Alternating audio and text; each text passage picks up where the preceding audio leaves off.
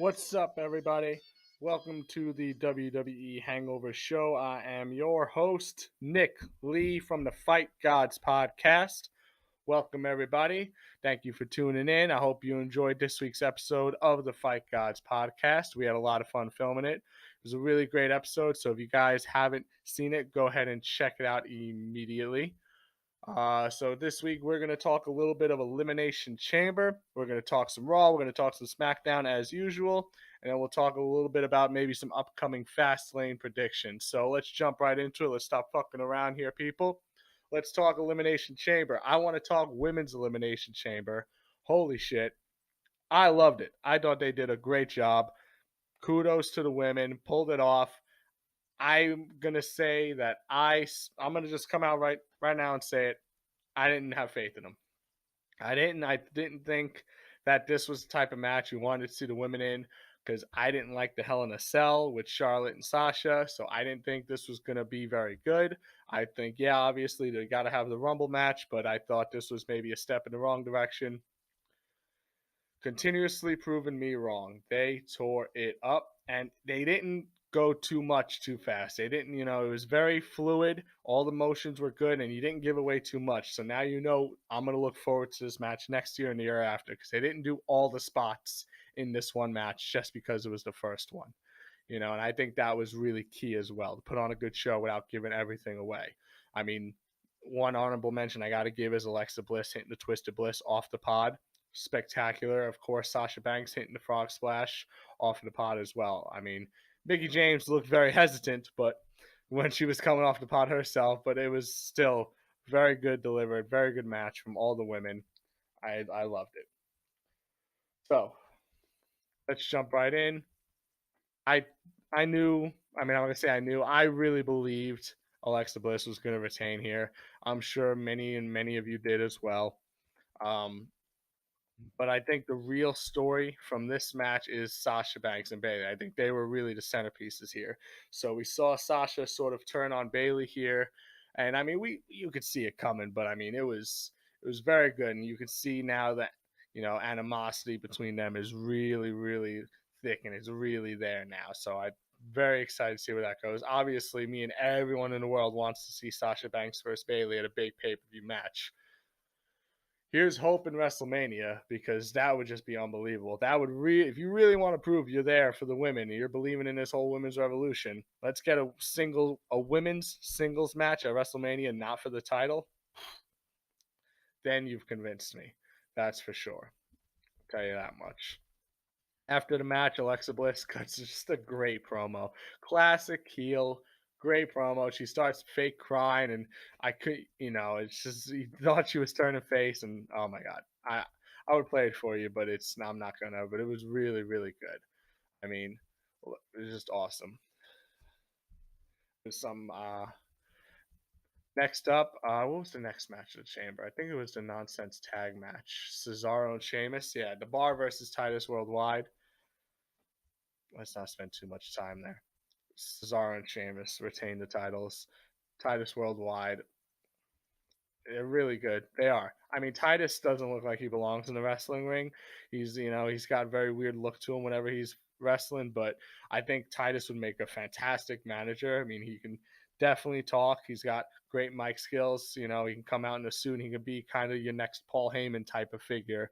Not as good as Paul Heyman, but sort of that type. And plus, if he gets physically involved in a match, it is believable he could physically get involved. So, but the match was passable, but in nothing important. Asuka versus Nia Jax was next. This was a good match. Really, I mean, they told the story really well because Nia is such a dominant figure in the women's division, and Asuka obviously is probably just as dominant. So for these two forces to meet in one match, you definitely there's going to be some explosions to say the least. But I'll tell you, they told the story well, and Asuka won. Asuka went over pinfall. I mean, the undefeated streak stays alive as it should. And going into WrestleMania, I mean, there's no one in the world thought they were going to end this streak in the pay per view before Mania. No one. I mean, that would have been really insane. That would have been really ridiculous. But it was good. So And then after that, you know, God, I don't know why I'm having such trouble remembering this card. Oh, Bray Wyatt, Matt Hardy. After that, I don't know. Are they doing this? Are they doing this rivalry this way on purpose? Are they really doing it this badly on purpose? I mean, you had to. For those of you that watched it, you saw what I saw. There was no one in the crowd that was into this match. I mean, Matt Hardy came out doing the delete chant. Barely anybody was swinging their arms and yelling delete. The Monday after WrestleMania, when these guys came out, the delete chants in that building, unbelievable. Every person in that building was screaming delete at the top of their lungs. And now that he's finally able to do the character, it's like nobody cares. And halfway through the match, the crowd is playing with the beach ball, which you gotta love the beach ball. It's fun, but it is. I can see why it's disrespectful to the workers in the ring. Obviously, they're doing all this work to put on this match, but it's I don't know. Something tells me I want to believe that they're doing it this badly on purpose because they have something big planned for them. I don't know what it's gonna be. I mean, obviously, what made us love this character in TNA was the videos, the vignettes, the you know fights at the compounds, just the weird, creepy stuff that nobody understood. I mean, do they have that in their back pocket? Are they waiting to let him go full broken?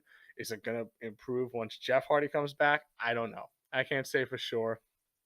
We can only hope, but history tells us no, it probably won't get any better. And of course, Bray Wyatt, in case you haven't figured this out, Bray Wyatt lost because Bray Wyatt can't win at pay per views. After that, the most anticipated moment of the night probably was Ronda Rousey. So Rousey comes out, and this was cool. It was a cool little spot. Actually, first Triple H and Stephanie McMahon come out, join Kurt Angle in the ring. They do a little yada yada. Please welcome the baddest woman in the world, Ronda Rousey. She comes out to her song, Bad Company. No, not Bad Company. Bad Reputation. Fuck. Bad Company. That'd be cool, though. But she comes out, and the fans, they pop for her. They pop pretty well. It was a good reaction. They're chanting Ronda Rousey, and she's doing the whole ying. She was smiling and kind of like doing a little cry thing and saying she wants to earn the fans' respect. And I think it was a good play on the character because I think what they're trying to do is bring her in as that, I'm happy to be here type of deal, and then turn her into the badass Rousey that we all really, really want. I mean, if she just came in with the mean and the scowl all the time, it kind of wouldn't make sense. So for everybody who's hating on it, like why is she smiling and this and that and this and that, I'm like, well, you need a reason for her to be angry. What is she going to be angry about? She can't just come in and say, I want to murder everybody. It's not the UFC. The UFC rarely needs stories for a main event fight. You don't need a sordid history between the two fighters for them to put on a good fight. Wrestling, you need a story. You need a reason for someone to be a heel and a reason that someone's a face. No one just comes in as this, I'm the biggest, baddest dude here and I want the championship. There's got to be layers to the personality. That's how you get the fans to really connect to these guys. So but I like what they're doing with Ronda Rousey. You got to start off somewhere and then you got to get there. That's how you create a character. Here's where we want to be. Then we got to work backwards from there. How do we get there? So after that, oh, sorry, I should probably talk more about it. So Ronda comes out happy, yeah. And then Kurt Angle is kind of talking to Triple H. And before she signs her contract, Kurt Angle kind of stops her. It's like, oh, no, they want to take advantage of you because he botched it. He said they want to take advantage of you for what you did to them at WrestleMania 21. And you could see everybody's face kind of get confused. He's like, 31. And so he messed up there, which is not a big deal, but it was funny to me because the next night on Raw, they cut it out of the audio and you could easily tell that there was a bad cut work. But so that was kind of funny. And then he tells her that Stephanie McMahon said that Ronda's a has-been and even she could take her, which then turns Ronda Rousey into this, the mean, scowling one. And then she winds up giving Stephanie a stare down, gets in her face. Triple H comes back in the ring. She bellies to bellies him into the table. Good looking spot. It was a good looking table smash. He way oversold it. He laid there for about 20 minutes. And then Stephanie came back in and slapped Rousey right in the face. And Rousey, of course, really no-sold it, gave her another stare down, and Stephanie ran away. So it was good. It was a fine spot. It didn't have to be anything crazy. Rhonda spoke on the mic for a minute or so. She didn't have to cut the biggest promo. And I mean, I don't think her mic skills are going to be top notch right away. Obviously, no one, you got to start somewhere and you got to work your way up. If she came in and she was amazing on the mic, she got nowhere to go. I mean, that's what wrestling is. You got to have somewhere to go. You need to have room for improvement. So, am I going to murder her? Am I going to bury her for not having, Ric Flair's mic skills right now? No, of course not. I think she's perfectly adequate for who she is and where she should be at right now. But as time goes on, we'll see. So, finally, we end the night with the main event, the men's Elimination Chamber for the Universal Championship #1 contendership. This match, you knew it was going to go on a little longer than the women's. So it opened with Elias singing to the Las Vegas crowd. It was good. It was funny. I was hoping he would take the guitar into the pod with him and just sort of play it the whole time, but he didn't. Cena came in, yada yada. It goes, everyone enters their pod. It turns out that the final three people who are going to start the match are going to be The Miz, Seth Rollins, and Finn Balor. Oddly enough, the favorites to fight for the IC title at WrestleMania will be those three. So they start off the match. Good little spot in the beginning where Miz tries to team up with each of them. So he tries to team up with Rollins first. Rollins says no way. Tries to team up with Finn and gives him the too sweet, and Finn denies him. So then they, Seth and Finn are going to team up against the Miz, and then they wind up fighting for a little bit, and this and that, So eventually, people start coming out. I believe the next one to come out was Cena, if I'm not mistaken. So Cena comes out, and then he fights for a little bit, and then Reigns comes out, and then Strowman, and of course Elias last, because we knew Elias was coming last. So there's a lot of good spots in this match. Cena hitting Miz and Rollins both with the 5-knuckle shuffle at the same time. That was a good one. There was a really cool spot where everybody hit their finisher on Strowman. That was pretty cool. Finn actually hit the coup de grace on the outside of the ring. That was pretty cool. And Rollins hit a frog splash from the top of the pod. And, it was cool. And, of course, we knew Strowman was going to crash through a pod. That was no doubt in my mind. Strowman was going through a pod. I just thought he was going to break out of his pod by smashing through it. So, but that was good. It was a great match. So eventually, Strowman actually winds up eliminating everybody except for Roman. So I mean, it was ridiculous. Strowman literally eliminated every single person. Got down to the end, spear. Roman went over. We all knew Roman was winning this. I did not think Strowman was going to eliminate every single person. They made him look very, very strong in that match. And I don't know what for, because I don't think he's doing anything big at WrestleMania. But I think everybody shined in this match. Everyone except The Miz, of course, because that's just how the cookie crumbles for The Miz, unfortunately. Sorry. So Miz gets screwed. He's eliminated first. But everybody has a lot of really good moments in the match. Everybody shines. Roman goes over for the win, but Strowman gets up and beats the shit out of him. Puts him through a pod himself, too. So it was good. Solid pay-per-view. Solid lead up to WrestleMania. I mean, disappointing ending for a lot of people, but what are you going to do, right? We're moving on to Raw. We're going to move on to Raw, and we're going to open with Alexa Bliss coming out with Mickie James. So they're best friends again, I guess. They don't really like to explain this. I feel bad for Mickie James' character. She's flip-flopping a lot. I made a note here. Mickie James, when she debuted on SmackDown with Alexa, that was January 17th last year, which means she went from face heel in a matter of 13 months. So, I mean, you're not giving the fans any time to connect with her here. And Mickie James and Alexa just came off of a feud at No Mercy. I mean, it wasn't that long, but I don't know. I'm going to get too much into it. It's hard to connect with Mickie James. And I really want to like her, too. She's probably the most talented woman on the roster. I mean, all around mic skills and wrestling skills. She's really great. I mean, she's definitely the veteran in that locker room. But they don't give her the proper push, I don't think. So anyway, Alexa comes out, cuts a great promo about winning the chamber, this and that. Says she's going to end Asuka's undefeated streak at WrestleMania. And of course, Asuka comes out and she just destroys Asuka with tells her that her English ain't so good and kind of does a little bit of an Asian accent. So she was pretty borderline racist there, which was amazing because that's what a heel is supposed to do, get heat. So she talks about she's the top woman in the division, this and that.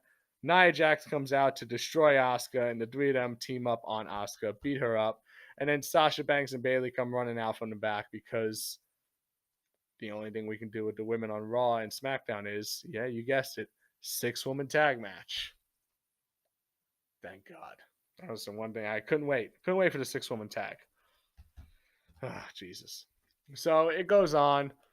Sasha and Bayley are on the same team, and you know, when I first started watching this episode, I really thought they weren't going to acknowledge Sasha Banks and Bayley, so I was getting really, really heated. But thank God, the main takeaway from this match was as Sasha was coming in for the hot tag on Bayley, Bayley jumped off the apron, didn't give her the tag, and started to walk away.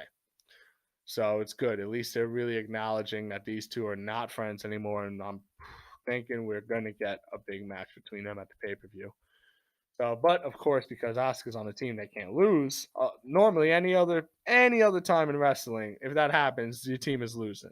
But of course, eventually Sasha goes back into the fight, gets the tag on Asuka. Asuka comes in, makes Mickey tap out. Fine, good stuff.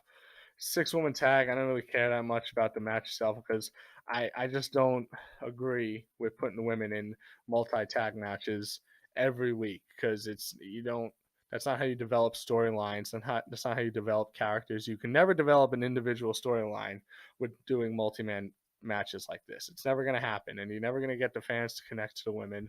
It's not fair to them, honestly. So that's why I don't spend too much time on them. What I will spend a minute on is the phenomenal promo by John Cena. This was awesome. This was very cool.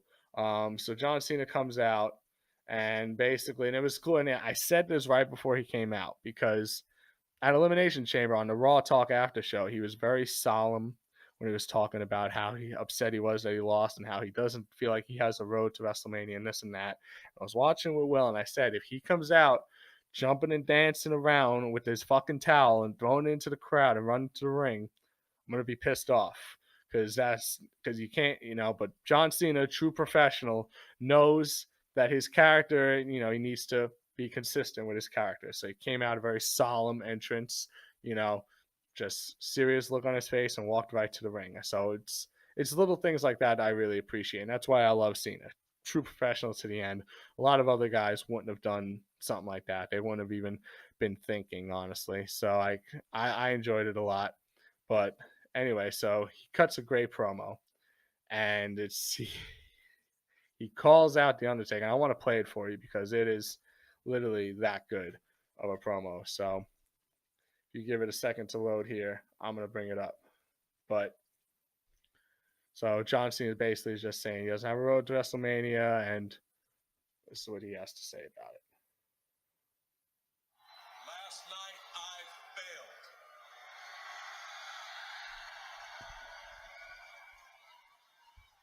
And in the moment of failure, the atmosphere and the finality of it all, and the audience immediately rushed into a room and thrown in front of a microphone, and I felt demoralized. Trust me, I know where I'm at, and I've said it before. A person's character is not judged when they ride the wave of success, when everyone chants their name and you want to be their friend. No, your character is put to the test when your back is against the wall. And for me, that time is now.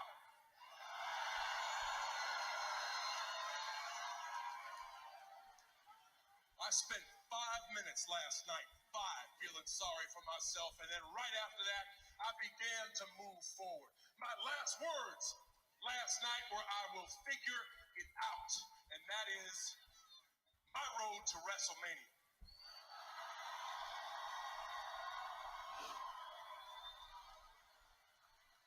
I thought it would be the Royal Rumble.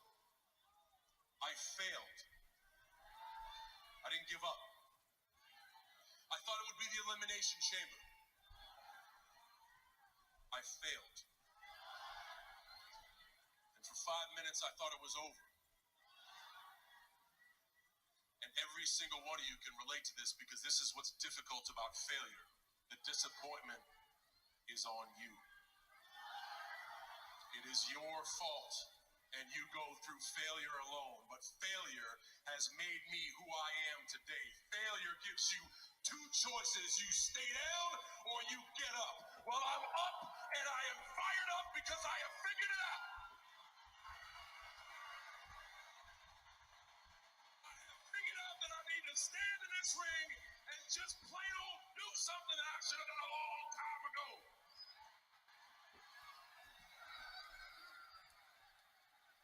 And that is put out a Wrestlemania challenge.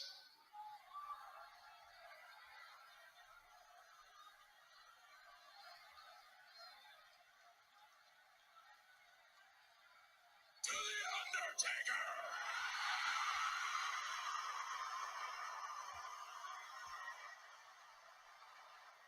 Cena's got the crowd in the fucking palm of his hands all the time. All the time. I'm not going to play the rest of it. That was already way longer than I wanted it to be. I apologize. Fucking Cena goes on forever, but I mean, he delivered it great. That's the promo you want from Cena. You want him fired up and yelling, and I mean, he knows exactly when to pause and how to get the crowd reactions. But after that, he goes on to say that match is impossible. He goes on to say that the match is going to be impossible. The Undertaker is retired, and he's going to go to SmackDown to find his road to WrestleMania. Makes sense. And while we were watching it, we were all, me and Will were talking, we figured he was going to insert himself into that, fatal five-way, make it a six-pack challenge, because why not? That's what we do in these pay-per-views. We just start adding people to matches. But it was great. I still think the match is probably going to happen. Do I particularly want to see it? I don't fucking want to see it. I don't think anybody really, I mean, the people who really want to see this match, I really want to talk to the people who really want to see this match. And I really want to know why you want to see it, because you have to really be an Undertaker mark if you want to see him come back and fight. Because I don't want to see him come back and fight unless I know he can put on a show like he did 10 years ago. And I don't think he can. He's got a friggin' bad hip. Not even a bad hip. It's a new hip. And he had a whole hip replacement. There's no way. I don't think he's coming back. I'm going to say it right now. I don't want him back. I love The Undertaker. You got to understand. This is not me hating against him. The guy has been fighting my entire life. From the time I was born to now, Undertaker was wrestling. He was a part of WWE. And I've been watching the WWE my entire life. So he's been one of the most consistent things that in my life. And I was really upset when I saw him, put the coat in the middle of the ring and the hat in the middle of the ring last year, obviously. But it has to happen. All good things have to come to an end. And I really don't want to see him go ruin his legacy for this. And I know legacy is a pretty heavy word because it's fucking professional wrestling. I get it. But you want to be remembered, and he will be remembered right now as one of the best. He, honestly, right now, 10 years, 20 years, 30 years from now, we'll be talking about Undertaker. We're not going to talk about, his match with Roman Reigns. We're going to talk about, the match with Shawn Michaels. We're going to talk about his streak ending against Brock Lesnar. We're going to talk about the ladder match against Jeff Hardy. We're going to talk about all the great moments in his career. We're not going to talk about, I don't want to talk about when he came back to fight Cena and it was a shit show. I guess if he was going to come back, if anyone could carry him through the match, it would be John Cena. And if they are going to have the match, I think Taker's going to go over, honestly. So, but again, I don't really want to see this. But moving on, I'm going to skip right over Bray Wyatt versus Heath Slater. Obviously, Bray Wyatt won, and he gave us some pretty bad news after the match. He said the Great War is not over. Fuck. We still got to watch Bray Wyatt and Matt Hardy. They're going to have to do a lot of work to save this, honestly. Before Matt and Jeff came to WWE, when they were in TNA doing the broken gimmick, the Twitter war between Bray Wyatt and Matt Hardy was the most interesting thing in wrestling at the time. Just them tweeting each other was fucking great. Now they're actually fighting each other, and we can't get into it. That's how badly they've ruined this. Jesus. So, after that, The Miz comes out, cuts a fantastic promo, as he always does, talking about how he deserves to know who his WrestleMania opponent is going to be, and if he's going to defend the IC title at WrestleMania. Which fair point. So, and then he says something weird about Kurt Angle says that his opponent tonight will depend on his opponent at WrestleMania. Yada yada yada. Seth Rollins comes out and puts on another great match with The Miz. Seth Rollins has always been great. I mean, I'm wearing Seth Rollins shirt. And I have every friggin' Seth Rollins shirt because I'm a fucking mark for the guy. He's great. One of the best wrestlers in the company right now. And I mean, he always puts on great matches, but I don't know why for the past 3 weeks, he's just really turned it up a notch after the gauntlet match. Great showing at Elimination Chamber.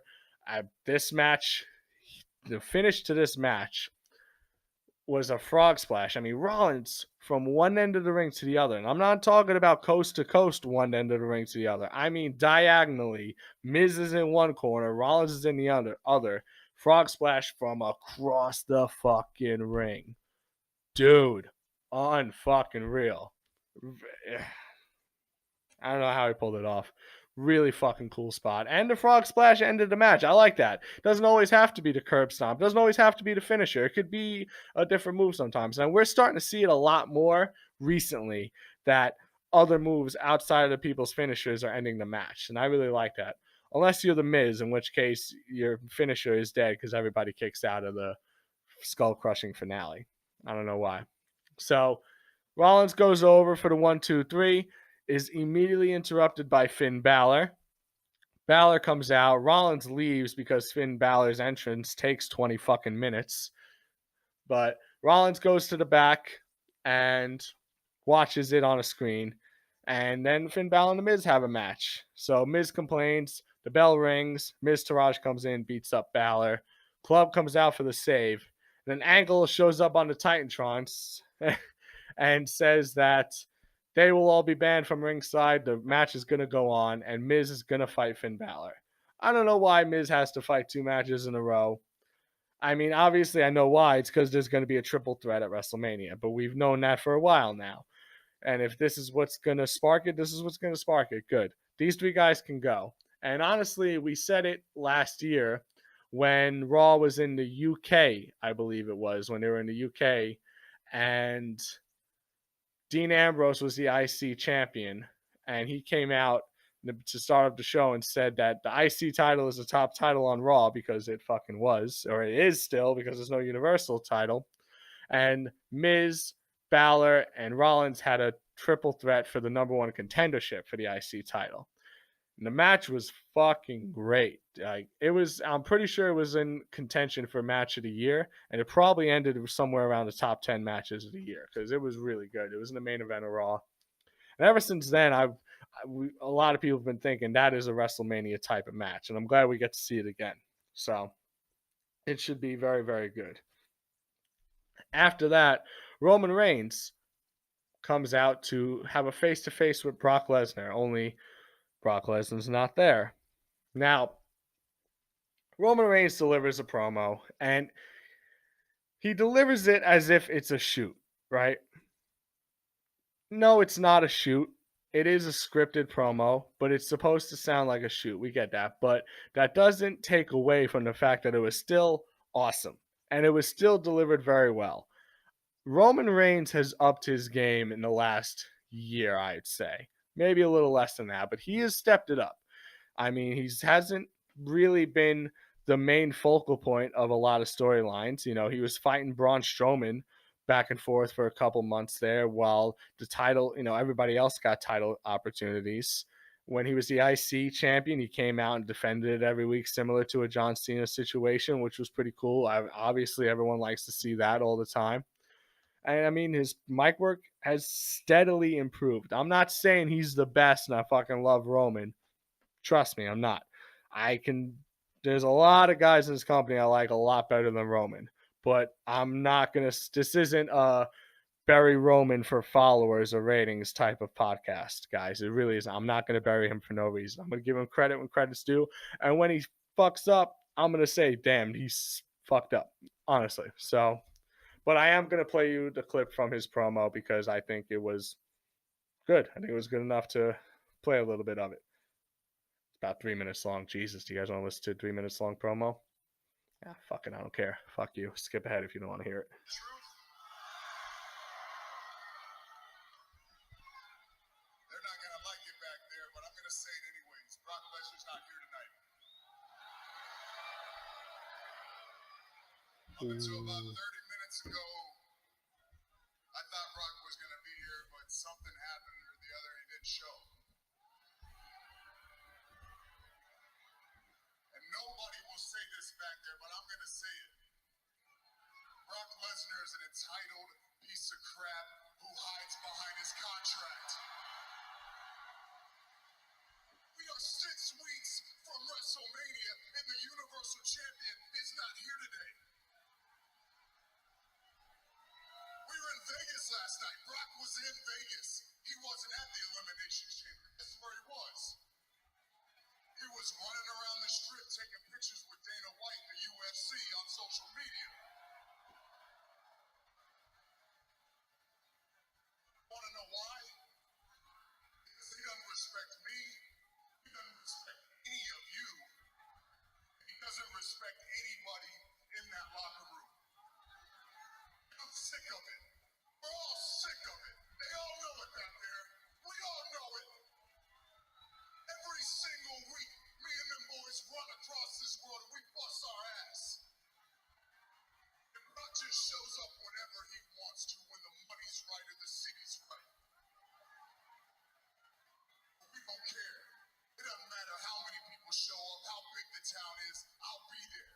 Because I said I'll be there. And Brock and Paul, don't worry, they're going to come out here and say, we're businessmen. Well, guess what? I was born in this business. My family and my bloodline is this business. I was taught at an early age that there's a fine line between business and respect.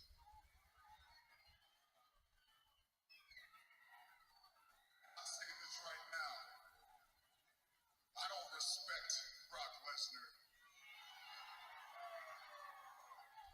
And I damn sure don't fear that. Ooh.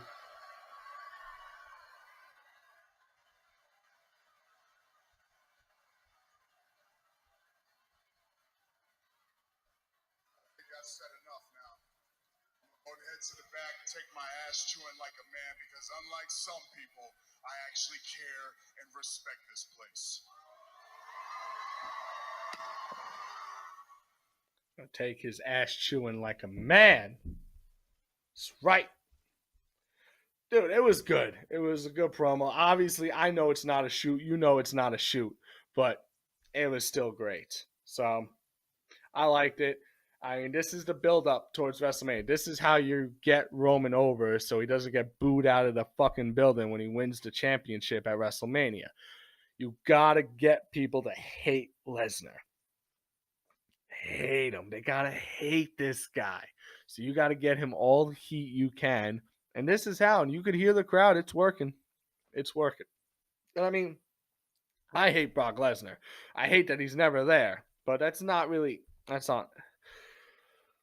I've talked plenty about how I don't like him never being there. We won't get into that right now. But let's just power through the rest of Raw because that was the high point of it. Everything else was pretty shitty. So let's power through the rest, guys. Titus Worldwide versus The Bar, 2 out of 3 falls match. Again, they get another title opportunity. Why? I don't know. The match was fine. There was one part where Titus O'Neil almost fucking murdered Sheamus in the ring because he doesn't know how to do a fucking power bomb. Almost dropped him on his neck, and Sheamus already has neck issues. He has fucking spinal stenosis, I'm pretty sure, or something. But anyway, after he almost murdered him, they get 2 falls back to back. Clean sweep. They win the 2 out of 3 falls match. And they get on the mic and they list all the tag teams they've beaten. And they say no one can fight us. And no one interrupts them. And then they go on. So I don't know who's going to fight The Bar at WrestleMania. Whoever it is, I can put on a really good match. Part of me wants to say The Revival. But, I mean, I don't really want to see a heel versus heel program. I guess it's going to have to be a multi-man match. I know last year the Raw tag titles were the 4-man ladder match because the Hardys came back and won it. Obviously, I don't think the Hardys are going to be in it again this year. I think it'll probably be a 4-man match. I don't know if it's going to be a ladder match. Maybe it'll be some other type of gimmick match. But if I had to guess, it would be the Bar, the Revival, Titus Worldwide, and I don't know. I mean, obviously not Seth Rollins. Fuck, that's how few tag teams are on Raw. Who's another face tag team other than Titus Worldwide? I don't know. Maybe it's Triple Threat. I don't know, guys. If I can't remember, I don't know. Fuck me, I guess. Sorry. But after that, Strowman versus Elias. They go back to 2 weeks ago when Braun Strowman did the whole cello routine with Elias and bashed him over the back with the cello. This match was not that great either. I mean, it was quick, thankfully. Strowman beat the shit out of Elias, and Elias went under the ring. When Strowman pulled him out, he had the fire extinguisher, blasted him with the fire extinguisher, blinded him, hit him with it, blinded him again. DQ, match is over. Strowman is chasing Elias out to the back of the arena, screams, "I'm not finished with you." And then we see Ronda's limo pull up. Or maybe it was Triple H and Stephanie. I don't know. A limo pulled up. So that segment was over.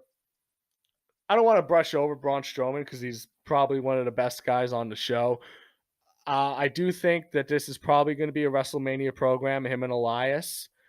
I don't think you have much else to do there. I know a lot of you guys are going to be upset with that. A lot of you guys say, make it a triple threat for the Universal Championship. Throw him in there.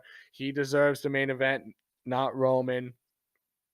And respectfully, I don't think you guys are correct. I think you don't know what you're talking about. Strowman doesn't need to be, again, fighting for the championship that he's already had 2 opportunities at. He has been built so much over the past year, and he hasn't had that many obstacles in his way. Like, he succeeded at almost everything. Like, really, how many losses does he have? He lost at Elimination Chamber, still looked strong at the end. He lost at the Rumble, but he didn't get pinned. And then he lost his champion singles match against Lesnar. I don't know what that was at. No Mercy, I want to say. And he lost to Roman in a singles match, not for the title. So, I mean, that's just off the top of my head. I can only name about 4. But, I mean, he's a face. He's being built as a face right now. He's not being built as a heel. The heel champions are supposed to get the title opportunities easily, and they're supposed to get their titles in a very easy and evil manner. And the face is supposed to go through a lot of obstacles. And Roman has gone through a lot of, and that's why he's been built over the past year to get this Universal Championship. And it started last year at the Rumble. He fought Kevin Owens. Strowman interrupted. So then he had to have a rivalry with Braun Strowman, fucking one of the most unstoppable guys in the company for a few months there, and then after that, we had the Shield come back together, the Shield break up, it was a lot of things going on. And so I think I would rather see Roman versus Brock Lesnar than Braun Strowman again, honestly. I want Braun Strowman to do a little more. He showed a lot of personality 2 weeks ago when he came out with the cello and interrupted Elias. And I want to see that happen more. I want more personality to come out of him. I want him to get a few more layers to his character. And I want him to, honestly, I don't want everything to be so easy, He's so strong. He fucking murdered everyone in that Elimination Chamber match until he got to double spears and was pinned. I mean, once he gets that title, guys, it's going to be over. It's over. Who's going to take that title from him? Honestly. So I think you want to keep him away from the title picture as much as you can, because he could still look strong without it. And honestly, all the building up you've done around him is good for business, because now if he gets into a program with Elias, guys, this gets Elias over as well. So all the guys who love Strowman probably also like Elias.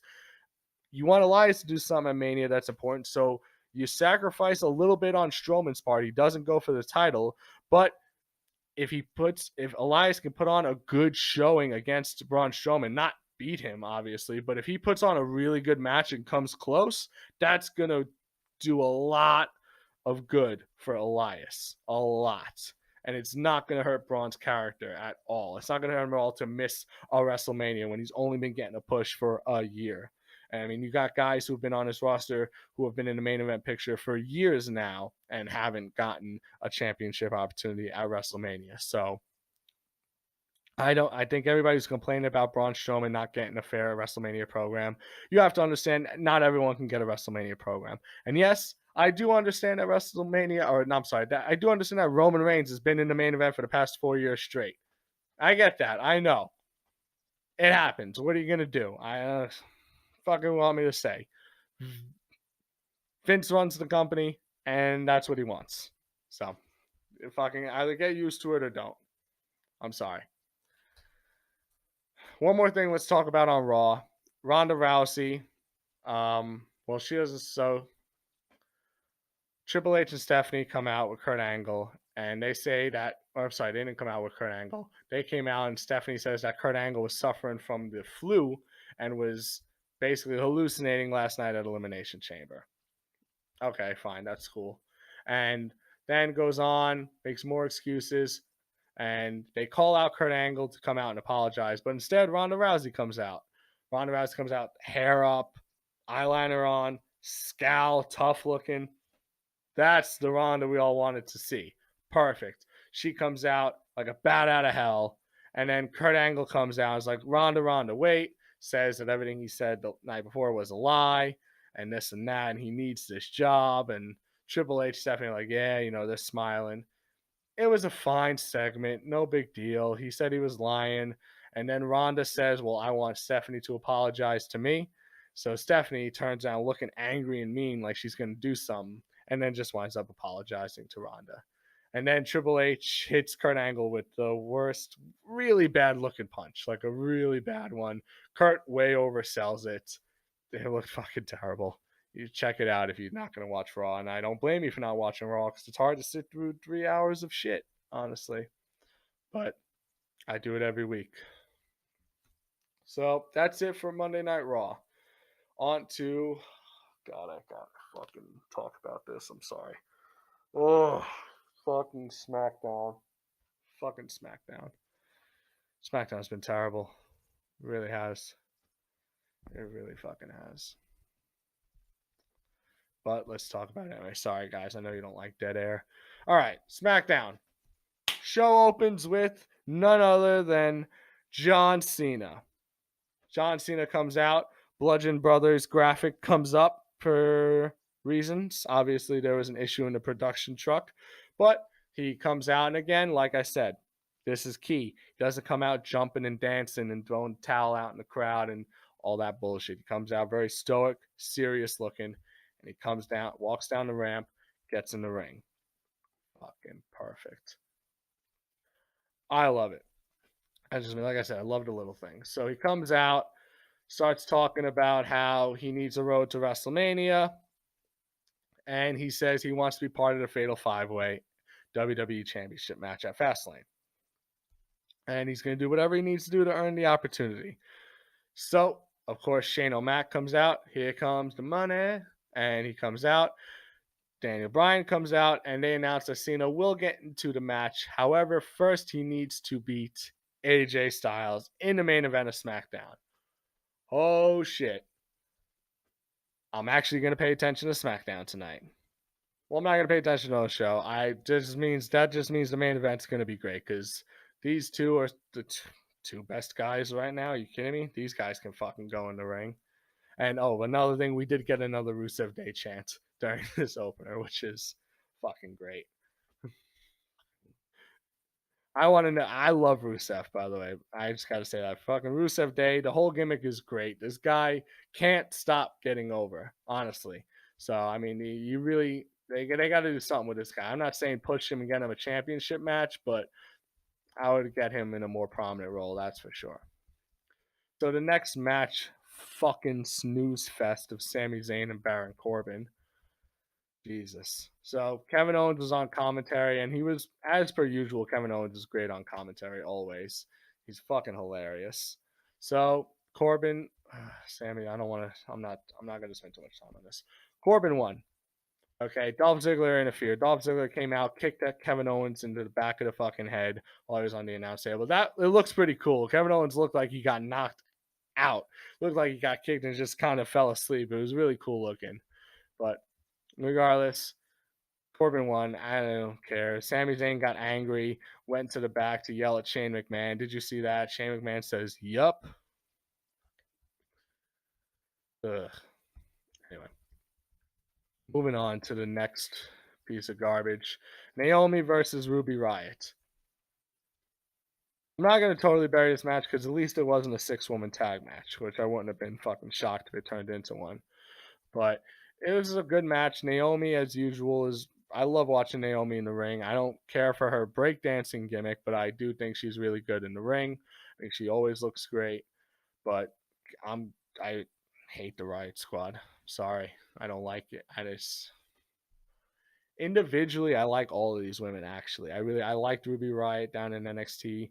Liv Morgan, I like perfectly fine. I don't really see much of her, and I like Sarah Logan. She's so bad, she's good. It's one of those. Yeah, I just want to see her all day. I want her to be the SmackDown commissioner. Honestly, I fucking love Sarah Logan. But anyway, match was acceptable. Ruby Riott goes over with a pinfall, and of course, I forgot to mention everybody's at ringside. So it was almost a 6-woman tag. Jesus, got to see fucking Charlotte and Becky and Liv Morgan and Sarah Logan out on the side of the ring. Anyway, it was an acceptable match. Next one, I'm sorry I'm blowing through SmackDown, but I kind of had to because, jeez.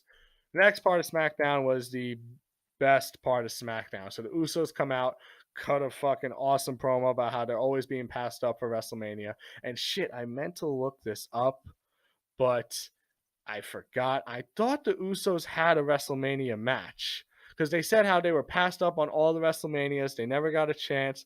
But back when they were faces, I could have sworn they fought Cesaro and Tyson Kidd for the tag championships. And I could have sworn it was at the one that was in New Jersey at the Meadowlands.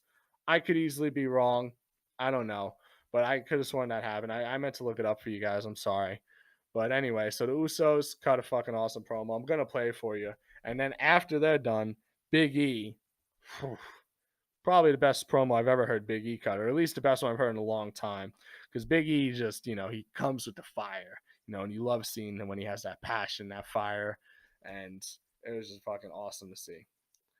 So basically, the gist of it was Usos are getting tired of getting passed up every year WrestleMania. The New Day say that you guys get passed up because you're lazy, you don't work as hard as the New Day does, and this and that. So eventually they are interrupted by the Bludgeon Brothers. And the Bludgeon Brothers come out, and then you want to have a face-off, but again, they just walk away. New Day gets out of the ring, Usos get out of the ring, and they run away from the Bludgeon Brothers. Now, a lot of people complain that this makes them look weak. It makes them look like bitches. Fine, it makes them look weak. That's fine. But you gotta appreciate how cool it is that the Bludgeon Brothers haven't touched anyone significant in the tag division yet. Like it's cool. Like you want to see that. You want to see that suspense that's building up in you because you want to see them fucking fight Usos. You want to see them fight New Day. You want to see this so bad because every week they come out and they fucking destroy jobbers like it's nobody's business. But it's fucking jobbers. Who cares? I mean, but it's just fucking. I think that the matchup is going to be awesome. I don't know what WrestleMania is going to hold for these two guys. I don't know if it's going to be a multi-man tag match with Usos and New Day. Maybe you add in Shelton Benjamin and Chad Gable, and it's a 4-way there with the Bludgeon Brothers. I would prefer Usos one-on-one with the Bludgeon Brothers, and I would prefer not to see the Bludgeon Brothers at all until WrestleMania. That's just me personally, because I don't think, I get the multi-man matches, get everybody on the card, get everybody, fighting at WrestleMania. But I think the Usos have deserve a one-on-one tag match. They've earned it with the year they've had, all the work they've been putting in. Undeniable talent with these guys. And honestly, this promo will make you. I had to text Will. I had to say, man, ROH, New Japan, WWE, it doesn't matter which promotion. Is there a better tag team on the mic than the Usos or the New Day? Because this is fucking fantastic. And that motherfucker wasn't even watching. Asshole. But I mean, fucking unbelievable. But and of course they could put on a show, man. They can go in the ring always. So and they put on a great match at Hell in a Cell. That was one of the best Hell in a Cell matches I've ever seen. So yeah, I'm gonna play for you just the Big E part of this promo because I think this was my favorite part of it. The future is standing right in front of you, boy. Fastlane at WrestleMania. Welcome. 5 years? 5 years in the past? Have the two of you lost your mind? We've been at the top where we belong. We've been kicking down doors. We've been breaking barriers. We've been setting records. We hosted WrestleMania when the two of you were in the back eating catering. In that fast lane, we take what is currently yours and become not the one time, not the two time, not 3 or 4, but 5-time WWE World Tag Team Champions. And there's not a damn thing either of you can do about it. Awesome. Awesome. Big E. Fucking great. That's when the Bludgeon Brothers interrupted. And of course, they walked away. So, next up, Bobby Roode and Randy Orton interact backstage. Randy Orton says he wants to win the U.S. title because he's never won it before. Yeah, that makes sense. You haven't won the world title 13 times, but you want to win the mid-card title, right? Yeah, I would too. So, then Aiden English has an interaction with Shane McMahon backstage, asks for an opportunity, so Shane McMahon lets him face Shinsuke Nakamura. Holy shit, thank God. The Royal Rumble winner has something to do on SmackDown? Holy shit. Oh my God, thank you. Finally, 2 weeks we haven't seen this guy, and we're supposed to build him up as the next champion to take it away from AJ Styles, the guy that we all fucking love, we can all agree is probably the most talented guy in the company. We can't build up his WrestleMania opponent. I don't know what sense that makes. The problem is that both Shinsuke and AJ are faces, so I get why you're having issues building this up. And you gave him the Royal Rumble win because fucking the internet was gonna lose their shit if you didn't give us this match. Because we already knew we were getting Roman Brock, so you had to make it up to us somehow and give us this match. But you gotta build it up for us too. Nakamura wins via pinfall, by the way, because obviously it's fucking Aiden English. Rusev doesn't get involved, but he is ringside. Oh wait, no, I think he did get involved. Sorry, I don't pay very close attention. Rusev, I think, did kick Nakamura at ringside. I'm pretty sure, actually, now that I'm remembering it. Yeah. Anyway, moving on to the main event: John Cena versus AJ Styles. I mean,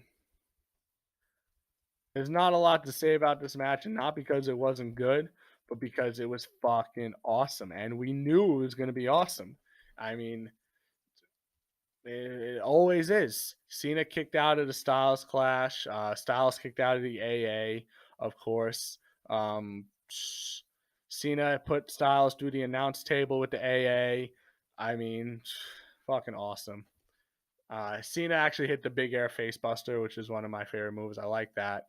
But other than that, I mean, it was a fucking great match. Cena goes over with the pinfall, and Cena's going to Fastlane to fight for the championship. Now, Cena's going to lose this match, and that's going to lead to, I guess, The Undertaker, because if The Undertaker is going to fight Cena at WrestleMania, you don't need that to be built up for 6 weeks. You only need that 1 or 2 week build up for that. I mean, I wouldn't, and if you're going to have it, I honestly would not have had Cena call out The Undertaker this week. As cool as it was, it's very, very early, and now you've put it in our minds that that's going to happen. So I think, it would have been better if he didn't even mention The Undertaker and didn't even drop that hint a couple weeks back. If he just completely stayed away from it and kept losing and losing and losing. And he loses at Fastlane, and he's like, I don't know what I'm going to do. And then he comes out and does this Undertaker challenge out of nowhere. And then the next week, Taker shows up, accepts, and then the week after that, you got Mania. But that's just me. So, I don't know. I don't like the show. Should I? Probably not. But other than that, I mean, it was a great, it wasn't a great episode of SmackDown. It was passable. It was a great main event, I'll say. But other than that, that was your week of WWE. I think Fastlane's going to be a passable pay per view as well. These pay per views leading into WrestleMania, nothing ever major happens. I know last year we had the Universal title change hands, but that was ridiculous. Nobody wanted that. But I don't think we're going to get that at this year's Fastlane. I think AJ Styles is going to retain. He's going to go on and fight Shinsuke at WrestleMania. I think we're going to see a really good tag match between New Day and Usos at Fastlane, but I do think the Usos are going to retain. And other than that, I think that's all the matches that we've made so far. Obviously, we got the Women's Championship match. It's going to be Ruby Riott versus Charlotte at Fastlane. I don't see Charlotte losing the belt, but I think it's really interesting now that we know for sure that Ronda Rousey is not going to fight Charlotte for the championship. Who is? Because we're really leaning towards Asuka and Alexa Bliss. And of course, part of me wants Asuka to just go fight Charlotte. But at this point, everybody's is talking as if it's a foregone conclusion that Asuka is going to go for Alexa Bliss's championship, and I don't see any reason why she wouldn't. Because Raw and SmackDown have no communication; they don't interact with each other at all. So there would be no reason behind Asuka wanting to go challenge Charlotte. And if you do that, it's just going to kind of bury Alexa. And they booked Alexa really strong at the Elimination Chamber, and I think that not really strong. I mean, she won. I mean, she had to beat Bayley and Sasha, but they were fighting each other, so that was more of the story. It's not like she was Braun Strowman and eliminated everybody, but she has had the championship for a long fucking time. Granted, she doesn't defend it a lot, but man, she is probably one of the top girls in the division right now. I mean, she's great in the ring. She's probably not the greatest in the ring. I could probably think of a 2 to 3 women who are better than her in the ring, but as far as mic skills go, who's better than her on the mic in the women's division? Honestly, I think the closest is Mickie James. To be honest, because Charlotte's not great.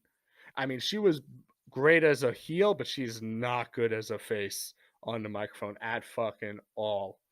So, uh, either way, so I think Alexa Bliss is versus Asuka. I think if they build it right, it's gonna be a good match, and I think it's foregone conclusion at this point. Maybe Nia Jax weasels her way back into that match somehow with Alexa Bliss's help. Now, I think the best way to play that storyline is Alexa gets Nia into the match, and Alexa makes the deal with Nia that because I got you into this match, you have to help us take care of Asuka first, and then me and you could fight for the belt. And then she tries to find an underhanded way to retain at Mania, which would be fucking great. Imagine that if she turns on Nia and somehow pins Asuka and Bliss ends Asuka's streak. That would be fucking great. Talk about heat. That's heat. But I don't know. I for one, doesn't matter who Asuka's fighting at WrestleMania. I really can't see Asuka winning per se. I think the story is really at her streak ending rather than her winning the championship. I For me, I think the story would be better told is if she wins the championship after her streak is broken.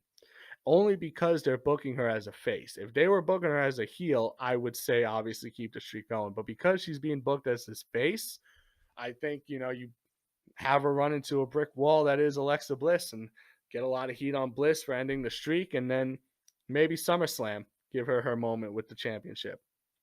I don't know. Maybe Survivor Series. Maybe wait all the way till the Rumble next year. I don't know, but I wouldn't just give her the belt because once she has the championship, now the next time she's gonna hold on to it, it's gonna be hers for until her streak is over.